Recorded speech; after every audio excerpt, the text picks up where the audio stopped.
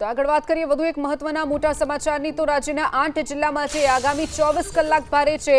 દાહોદ, પંચમહાલ, વડોદરા જિલ્લા માટે red alert અપાયું છે તો નર્મદા, ભરૂચ, તાપી જિલ્લા માટે પણ વરસાદનું રેડ એલર્ટ, ડાંગ અને વલસાડ જિલ્લામાં પણ વરસાદનું રેડ એલર્ટ અપાયું છે।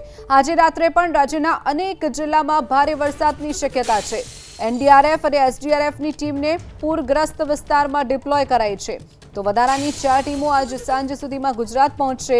રાજ્યના 8 જિલ્લા માટે આગામી 24 કલાક ભારે છે, રેડ એલર્ટ અપાયું છે। 8 જિલ્લામાં રેડ એલર્ટ, દાહોદ, પંચમહાલ, વડોદરા, નર્મદા, ભરૂચ, તાપી, ડાંગ અને વલસાડ માટે રેડ એલર્ટ આપવામાં આવ્યું છે તો આજે રાત્રે પણ રાજ્યના અનેક જિલ્લાઓમાં ભારેથી અતિ ભારે વરસાદ રાત્રિ દરમિયાન પણ વરસી શકે છે।